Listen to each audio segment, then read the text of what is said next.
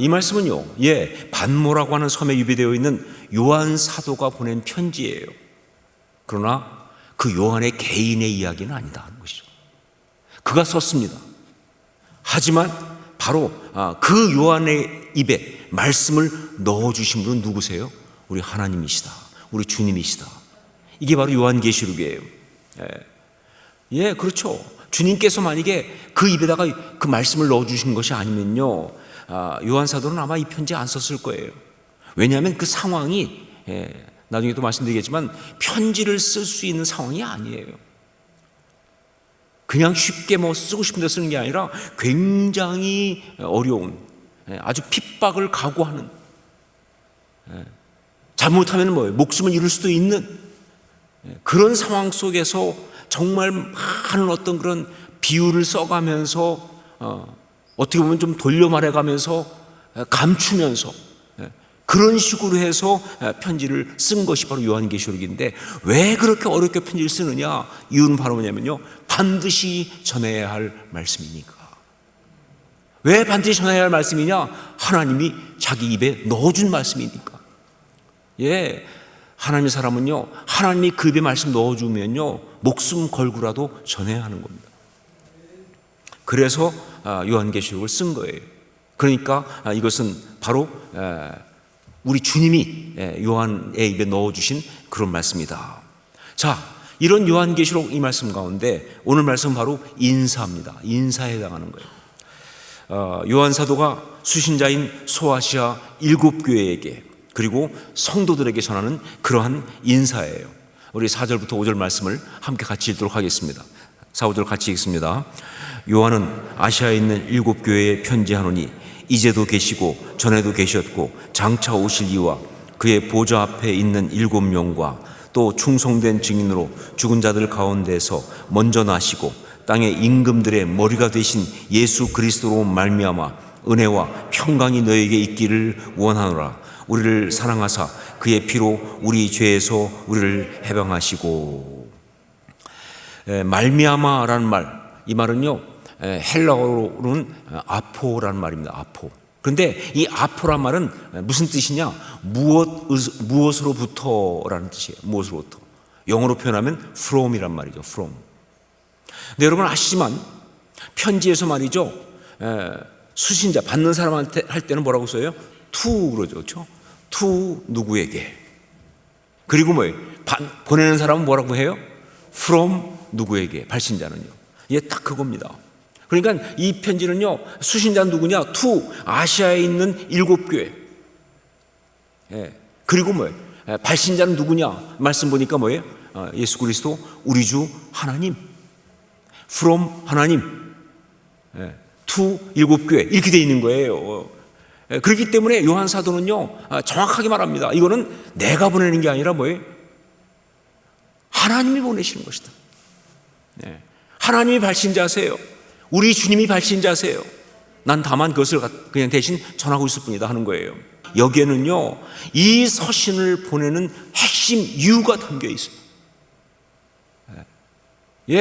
이 서신은요, 이 서신을 보내는 핵심 이유가 담겨 있고 정말 중요한 메시지가 담겨 있습니다. 자, 그 메시지가 뭐냐? 그 이유가 뭐냐? 우선 이것이 말이죠, 요한 사도가 이제 이 인사를 전하면서 소개하고 있는 하나님에 대한 표현들, 바로 거기에 그게 잘 나타나고 있습니다. 요한 사도가 지금 이 인사를 하면서 하나님에 대한 표현을 하고 있거든요. 그 표현들 속에 잘 나타나 있다. 자, 요한 사도는 발신자인 하나님을 뭐라고 표현하고 뭐라고 소개하고 있느냐?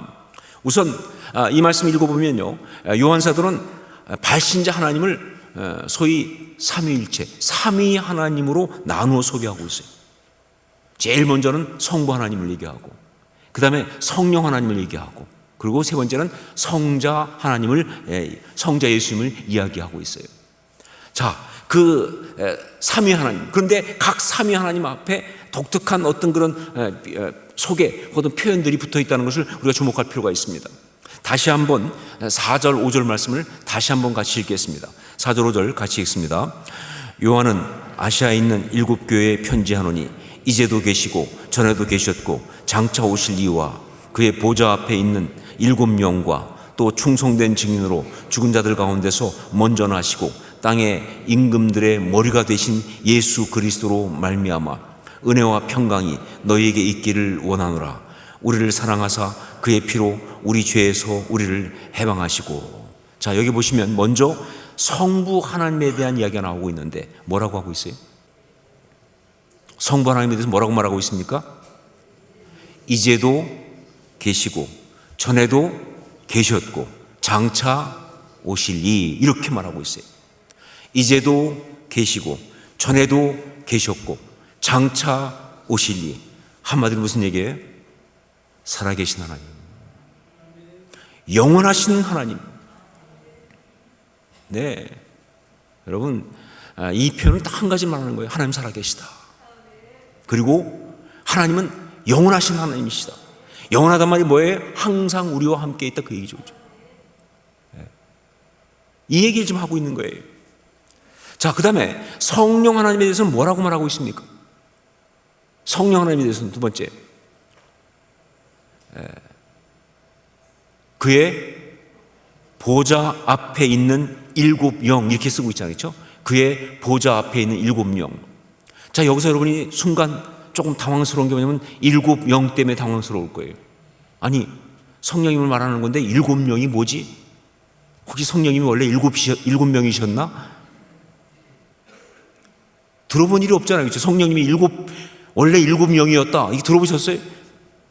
아니, 그렇다면 이거는 성령을 말하는 게 아니라 천사들을 말하는 거 아닐까? 7천사, 그러니까 7명이니까 뭐 이런 식으로 생각할 수 있는데 전혀 아닙니다. 이거는 성령님을 말하는 거예요. 근데 어떤 성령님이냐? 바로 온전하신 성령님을 말하는 표현이에요. 온전하신 성령 하나님을 표현하는 아주 표현이에요. 왜냐하면요, 7은 뭐예요? 완전수잖아요. 그렇죠?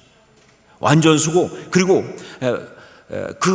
이 7영이라고 하는 이것이 말이죠, 구약의 어떤 흐름을 볼 때 이것이 성령님을 말하는 전형적인 표현입니다. 이게 잘 나타나는 것이 바로 이사야 11장 2절로 3절이에요. 이사야 11장 2절로 3절 말씀을 한번 같이 읽도록 하겠습니다. 함께 읽습니다. 그의 위에 여호와의 영, 곧 지혜와 총명의 영이요 모략과 재능의 영이요 지식과 여호와를 경외하는 영이 강림하시리니 그가 여호와를 경외함으로 즐거움을 삼을 것이며 그의 눈에 보이는 대로 심판하지 아니하며 그의 귀에 들리는 대로 판단하지 아니하며. 여기 보니까 여호와의 영, 그러고 나서 곧 그 다음에 뭐예요? 첫 번째 지혜의 영, 두 번째 뭐예요? 총명의 영, 세 번째 뭐예요? 모략의 영, 네 번째 재능의 영, 다섯 번째 지식의 영, 여섯 번째 여호와를 경외하는 영이라고, 그렇게 여호와 영을 6가지로 쭉 말했는데, 그런데 여러분, 이 구약 말씀을 이 헬라어로 번역한 성경에 70인역이라는 것이 있습니다. 그 70인역은 나름 옛날 구약 성경의 오리지널을 잘 반영하고 있는 그런 부분도 있거든요.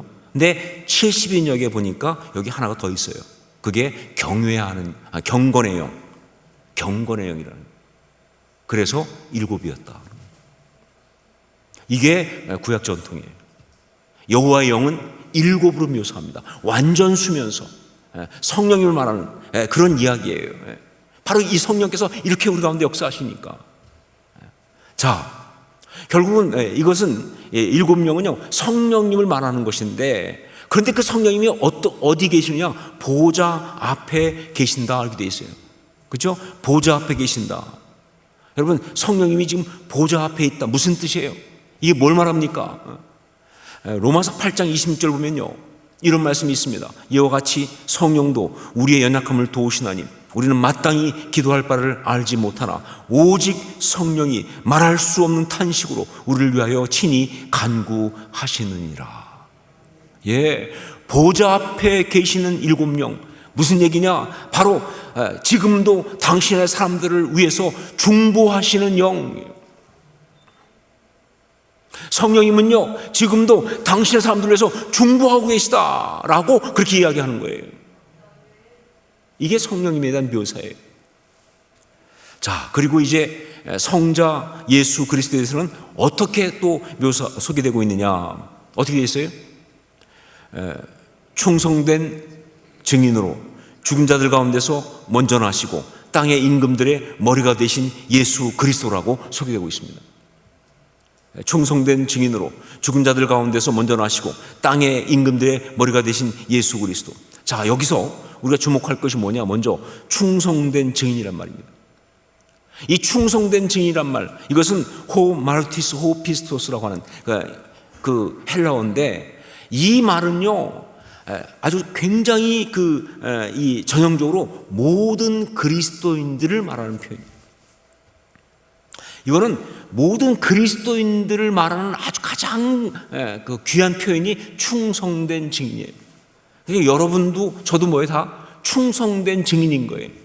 실제로 말이죠, 이 요한계시록에서도 버가모 교회에게 주신 말씀 보면요, 거기에 안디바라는 순교자가 나옵니다.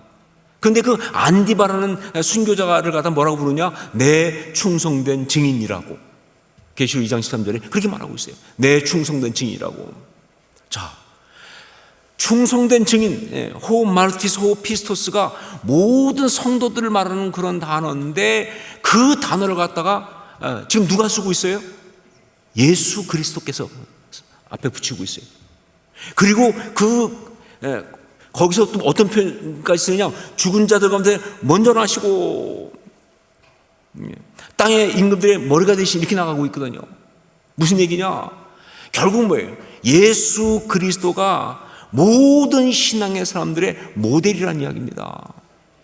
여러분, 예수 그리스도는요 우리한테 어떤 분인가, 어떤 의미인가? 주님이시죠.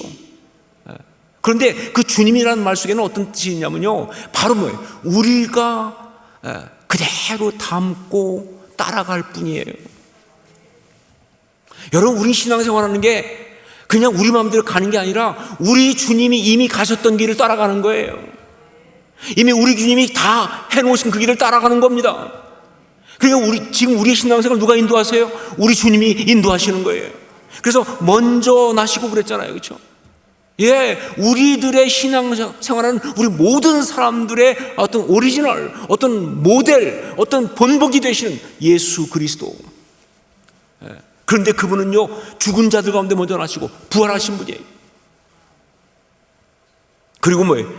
땅의 임금들의 머리가 되신 분, 통치하고 계십니다.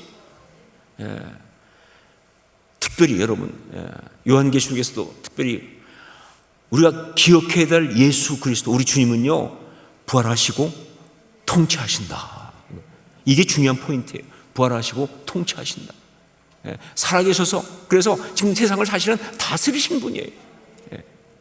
바로 그분이 우리 주님이시다, 예수 그리스도다라는 거예요. 자, 삼위 하나님을 왜 이렇게 소개하고 있을까요? 이건 하나님 위해서 그렇게 하시는 게 아니라 바로 우리한테 주고 싶은 메시지가 있어요. 우리한테 해당되는 얘기예요. 우리가 들으라는 소리입니다. 우리가 들어야 하니까 말이죠. 그러니까 이렇게 말하고 있는 이야기 바로 뭐예요? 이런 얘기입니다. 너희가 비록 세상의 권력 앞에서 아주 연약한 자처럼 그렇게 고난을 당하고 있지만, 그러나 사실은 절대 그렇지 않다. 너희에게는 살아계신 영원한 성부 하나님이 계시고, 지금도 너를 위하여 중보하시는 성령님이 계시고, 그리고 너의 신앙의 본이 되시고 주인이 되시는, 부활하시고 통치하시는 예수 그리스도가 계시다. 이것이 바로 너희의 모습이다, 이 얘기하고 싶은 거예요. 그러면서 바로 그 삼위 하나님이 너에게 은혜와 평강을 주신다라고 인사를 하고 있어요. 근데 은혜와 평강 주신다, 이 말은 주신다, 이게 무슨 얘기냐? 바로 그 삼위 하나님이 은혜와 평강 주시길 원한다, 이렇게 나가는 것은 바꿔 말하면 하나님에 대한 그 믿음으로부터 우리가 뭐예요? 은혜와 평강을 가지고 살아가는 삶을 살아야 한다, 이 얘기예요. 그렇죠? 자, 여기서 이 은혜와 평강, 이거 굉장히 아주 중요하고 또 독특한 그런 인사입니다. 사실 그 은혜와 평강, 이거는 그 초대교회 당시에 전형적인 인사였다고 얘기합니다. 그런데 어떤 학자들은 또 말하기를 이거는 초대교회가 만들어낸 작품이다라고 봐요. 왜냐하면 은혜라는 말은 카리스, 이 헬라어거든요. 그리고 뭐예요? 플러스 평강, 이거는 뭐냐면 샬롬, 이건 히브리어예요. 그래서 헬라어하고 히브리어를 합해서 하는 기독교식 인사라는 거예요. 그러니까 기독교인들이 만들어낸, 왜냐하면 기독교는 뭐예요? 구약의 전통, 그리고 뭐예요? 어떤 그런 이 헬라 세계 속에서 이 복음 전파하는 걸 갖고 있으니까 이 둘을 합해서 만들어낸 바로 그런 인사가 은혜와 평강이다라고 이야기를 합니다. 자, 그런데 사실 맞는 얘기지만, 그러나 이것이 유대교 배경을 가지고 있는, 그리고 헬라 문화권 속에서 퍼져나간 기독교이기 때문에 만들어진 인사, 그것만은 절대로 아니다. 이거는 사실은요, 우리 신앙의 선배들이 우리 신앙인의 모든 것을 아우르는 걸 한마디로 만들어낸 인사예요. 결국 이건 뭘 말하고 있느냐? 두 가지 말하는 거예요. 바로 성도됨을 누리고 있는 것. 우리가 바로 그런 성도야. 은혜 받아서 평강 가운데 있는 그런 성도라는 사실을 좀 누리지 않는 것과, 그 또 한 가지 뭡니까? 성도됨의 그 신앙을 결단하고 있는 것. 그러니까 우리가 은혜를 받아서 평강을 누리는 바로 그 신앙, 이거를 온전히 제대로 가지고 살자 말이죠. 그래서 누리자, 결단하자, 이 두 가지 의미를 가지고 이 인사를 하고 있는 거예요. 요한 사도가 편지를 통해서 소아시아 7교회에게 정말 강조하고 싶었던 포인트가 이겁니다.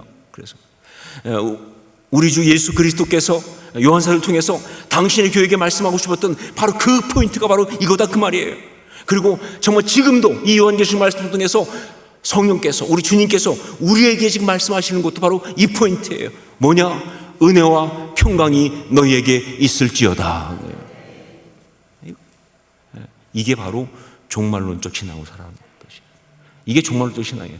은혜와 평강이 너희에게 있을지어다. 자, 그래서 요한계시록 말씀에서는요, 이 은혜와 평강으로 살아가는 성도들이 기억해야 될 두 가지를 덧붙이고 있어요. 우리가 은혜와 평강에 살아가는 성도로서 기억하고 붙들어야 될 두 가지. 그 가운데 첫 번째가 5절 6절에 나오고 있습니다. 우리 5절 6절 말씀을 함께 읽겠습니다. 같이 읽습니다. 또 충성된 증인으로 죽은 자들 가운데서 먼저 나시고 땅의 임금들의 머리가 되신 예수 그리스도로 말미암아 은혜와 평강이 너에게 있기를 원하노라. 우리를 사랑하사 그의 피로 우리 죄에서 우리를 해방하시고 그의 아버지 하나님을 위하여 우리를 나라와 제사장으로 삼으신 그에게 영광과 능력이 세세토록 있기를 원하노라. 아멘. 첫째가 뭐냐? 우리를 사랑하사 그의 피로 우리 죄에서 우리를 해방하시고, 하나님 우리를 사랑하신다. 하나님 우리를 사랑하심으로 구원하셨다 라는 것과, 그 다음 뭐예요? 그의 아버지 하나님을 위하여 우리를 나라와 제사장으로 삼으신 것. 바로 그리고 우리를 하나님을 위해서 나라와 제사장으로 삼으셨다. 이 사실을 우리가 기억하고 붙들어야 한다는 것이죠. 여러분, 정말 이거는요, 우리가 절대로 잊어서 안 되는 거예요. 어떤 경우도 잊어서 안 돼요. 여러분, 그냥 진짜 혹시 기억 상실증 걸려 이건 잊지 마세요. 하나님이 우리를 정말 사랑하십니다. 믿으십니까? 어떤 상황에도 잊으면 안 돼요. 하나님이 우리를 정말 사랑하세요. 그래서 우리를 구원하신 거예요. 사랑하시기 때문에 구원하신 거예요. 그리고 또 하나 잊을 게 뭐예요? 하나님이 우리한테 제사장의 직분을 맡기셨어요. 이 땅 가운데서 이 온 세상을 구원하기 위한 나라와 제사장의 직분을 우리한테 맡기셨어요. 이거 잊지 마세요, 여러분. 그냥 나만 대충 나를 위해 살아간다. 아니요.